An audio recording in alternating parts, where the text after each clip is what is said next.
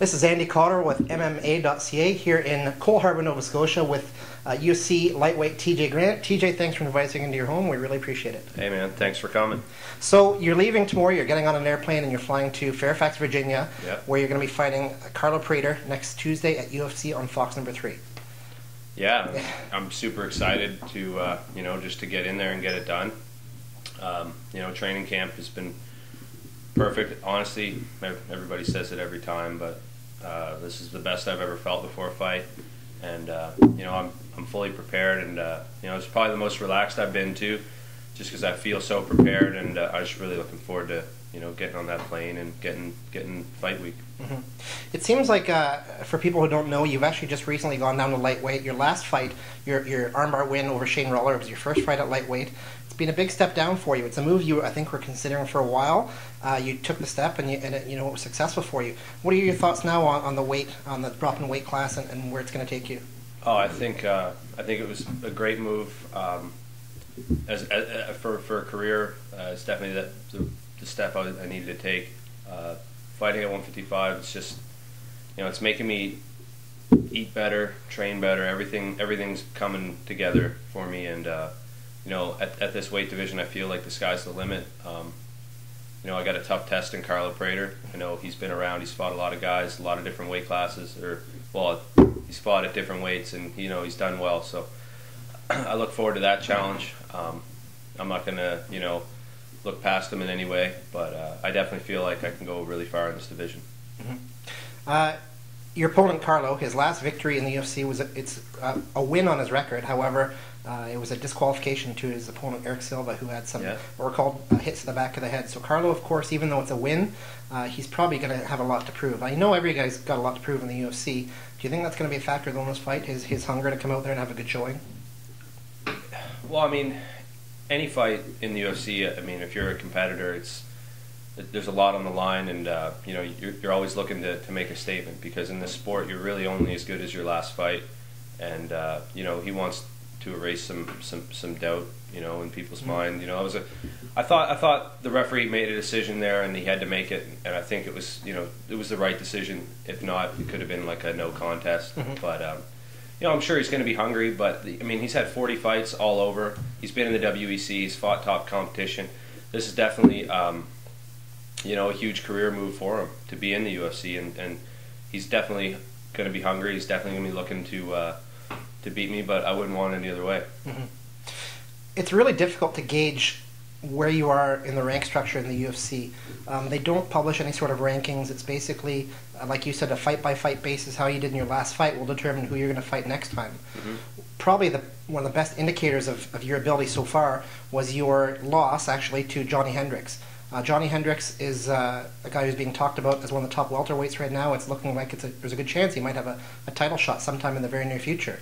Your fight with him, you lost. There was a point deduction in there to you for a couple groin shots, but a lot of people were thinking, myself included, it's difficult to be impartial because I've known you for so long. Yeah. But watching that fight, I thought you probably should have had a draw. I thought you were winning that fight 2-1, and with a draw it would have brought it down to 28-28. Mm-hmm. So it should have been a draw, but it wasn't.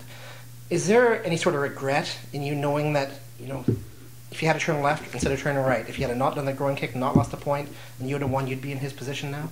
For me, there's no regrets. I'm happy for him. I could have done a lot of things better in that fight, and I learned a lot in that fight. I learned a lot in every fight, and losses especially. That statement holds true. So, he's doing well, and I'm glad to see him do well. It was a close, tough fight, but the path I chosen, I'm still in the UFC. I'm in lightweight, and I feel like I'm finally home, and I'm not worried about the size difference. That's definitely something that coming into every fight, I always was in my mind. Like I see guys cutting 20 pounds, 18 pounds. And I'm sitting there maybe 12 pounds over, carrying a lot of extra weight that I shouldn't have been carrying, and it's definitely pushed me in the right direction. So I'm happy for him, and I'm doing my thing now. Mm-hmm. Speaking about doing your thing, prior to joining the UFC, a lot of your wins came by way of armbar, and a lot of people were calling you the armbar king unofficially. Your last fight, you won by armbar. Do you feel like you're getting back into your groove? Yeah, I feel like just as a fighter, like I've really matured a lot, and I'm fighting top competition, and it's there's no easy fights, and there's no gimmies. So you really got to work for it, you got to earn it. But there's a lot of things in a fight. I feel like I could have finished fights before. Going the decision isn't something I want to do. I always, if you look at my track record, I've finished fights in third round multiple times. I always I'll submit a guy with 5 seconds left if I can. I don't ever try to fight to outpoint a guy. I'm always trying to look for the finish. I feel just at this weight class, it's something that is going to be more possible for me, but I know it's not going to happen every time. But again, I think I'm maturing as a fighter. I'm 28 now. I've had close to 25 fights, and every athlete, as they get older, they feel like in my mind is where I want it to be right now, and I feel like 100% confident in what I got to do. Speaking about finishing fights, a lot of fans often very vocally voice their displeasure when a fight is not finished with a knockout or submission. I don't think they really realize that for you guys, you're professionals. This is what you do for a career. It's not easy to knock somebody out or submit somebody who's also training to not get submitted and not get knocked out. These guys, it's what they do for a living. It can't be easy. No, it's definitely not. I mean, guys are preparing, with great coaches, great teammates, to go out there and beat you, and just to beat them alone and to win the decision is a big thing. And I don't like when I see fights that maybe the guy is completely trying to treat it purely as a point form of competition where he get but at the same time, whatever you got to do, you got to do. You can't really hold it against them, and if guys want to do that, you can't really complain about it after, because you have a lot of things in your arsenal that you should train and you should be prepared for. And I feel it's not my thing for sure. Your manager and trainer, Scott McLean, I've always had a lot of respect for him. He's a very smart guy. Whenever I get a chance to speak with him about your career, what's upcoming, and especially after a fight's been announced in the UFC, he's already been ahead of the game and thought about that potential, or that guy as a potential opponent, and whether or not you should take the fight. So he's always seems like he's thinking. What have you guys come up with as a game plan against Carlo Prater? What can you tell us? You know what? It's always the same for me. We do have, there's some strategy and some game plan, but the biggest thing in any fight is just go out there and you have to fight your fight. If you don't do that, you can say, oh, I'm gonna look for the right hand, or I'm gonna look for the head kick, and it's like, well, you got to do a lot of other things in that fight to be able to set that up, and it all comes from the guy who fights his fight wins. I mean, I watched John Jones fight Rashad, and everyone talks about like how good John, and he's amazing, and his body frame, everything is amazing, but he's the most calm, confident fighter I've ever probably watched.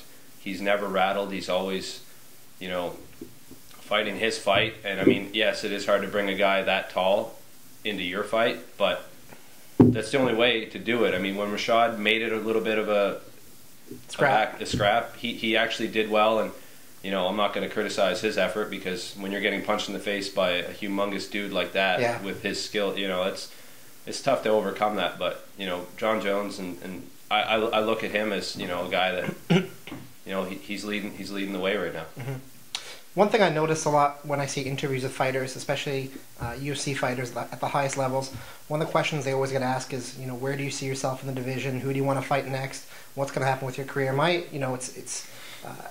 You might agree with me or disagree, but at your level right now, you're 28 years old. You're still a young man. You're not even in your physical prime yet. You've got a lot of years left in this game, should you choose to do so. Am I correct in saying that as long as you keep fighting and you're getting a paycheck, you're happy to just keep fighting and get to the level where you're going to be eventually?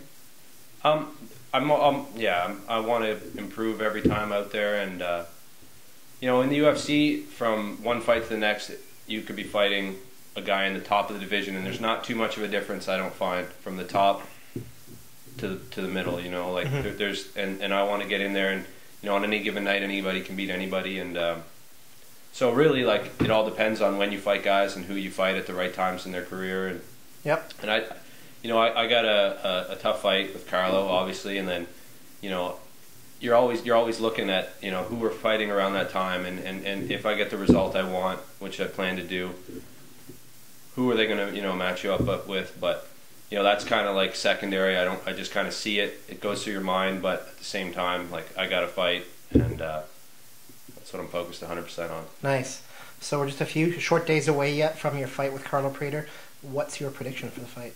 I just think it's going to be good. It's the first time in a while I haven't fought, you know, a guy who's, I mean, I wouldn't say that he's not a good wrestler, but he's not a wrestler, which is kind of, you know, I just feel like me and him are both exciting fighters, and we're both, you know, strikers, jiu-jitsu guys, and, you know, we're not scared to do anything. And I think when we get in there, it's going to make for an exciting fight. I don't think one guy's going to just go out there and just kind of like smother the other guy and have a boring fight. I think either way, it's going to be good. And you know, I've prepared. I'm so ready for this fight, and you know, I hope it's exciting. Great. We're going to wind the conversation down now, but let's talk about your training a little bit. In the past, Scott has done a great job in bringing up some fighters to train with you. At one point, a couple of years ago, he brought up at the same time both Ben Askren and Michael Chandler, who are now both Bellator champs for lightweight and welterweight. That must have been a great experience. They brought up JP Reese before, brought in Wagner Fabiano, a lot of guys. What is it about Fit Plus from Cole Harbour, Nova Scotia, that makes it such a good fit for you, and how has it contributed towards your success? You know, I think you know, it's a good crew of guys. Scott does a great job, you know, from a coaching standpoint, and he also, you know, he doesn't let guys, you know, let it get to their head or slack off, you know, and that's a big thing in this game.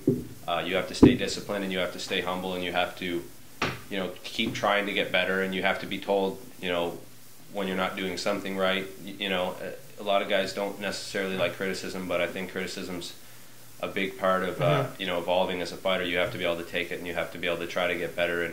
And I feel like, you know, that's something, you know, we do. We always are trying to improve, and that's made the difference for me. A lot of fighters in North America, or actually anywhere in the world, think that in order to be successful, once you reach a certain level, you have to leave the gym where you started, and you have to travel, say, to TriStar Montreal, or for the American Top Team, or Jackson's, or a camp like that. What is it about Fit Plus, basically really a small little gym in the east coast of Canada, that makes it such a good fit for you? You know, I think like I'm big on you know, team loyalty, and I love where I train. We have a great group of guys. You know, Scott does a great job training guys, and you know, we have good everything: Muay Thai, Jiu-Jitsu, and wrestling, and you know, we're always bringing guys in to hone our skills, and always doing seminars, trying to get better, and we're always traveling and training as well. So we're always trying to get better, and you know, I feel like as a team we're strong, and we don't get the exposure maybe because we're on the East Coast, but I mean, we have a world-class facility. We have everything you can need to be successful in this sport. We have the great coaches, and you know, Scott does a great job training fighters, but also, you know, not necessarily telling fighters what they want to hear, telling them what they need to hear, because, you know, never can you get complacent in the sport. You always have to try to get better, and you definitely should always be trying to work on your weaknesses, and that's something we always try to do. You know, a lot of guys, I'm sure, after fights, they just take time off and they say, yeah, you know, I'm just going to roll a lot this week, or I'm just going to do jiu-jitsu, or, you know, I don't feel like, you know, but you know what? You won a fight, or you didn't win a fight, get back in the gym, get training, and always try to get better. And that's something we do at Fit Plus, and I think it's going to lead to big things. Great. Let's finish off the interview now. We're going to open up the floor to you and give you as much time as you want to talk about anybody you'd like to thank, or sponsors, or family, or anyone. Yeah, you know, I want to start things off. Happy birthday to my dog Zoe today. She just turned 6. You know, I want to say thank you to my girlfriend Belinda for putting up with me, and you know, dealing with my cranky dieting, etc. And you know, all my sponsors: Remote Access Technology, Echo, ATM Cash Bin, Popeyes, Rivalus, and I know there's another one out there, Goods Property Maintenance. Don't forget those guys. Thank you very much, and thanks for watching this video. There you have it, fans. Timothy Jerome Grant here in Cole Harbour, Nova Scotia. Just a couple hours before he flies down to Fairfax, Virginia, and fights Carlo Prater at UFC on Fox 3. Thanks, TJ. Thank you.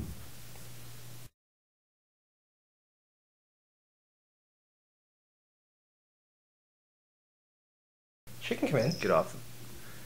Yeah. Do you want to restart? No. No? Keep going. Carry the cat. Carry the cat. You know, I think Scott does a great job training fighters, and he also does a great job of letting fighters know what they. Yeah, I can't do that. Can we just redo it? Is that possible?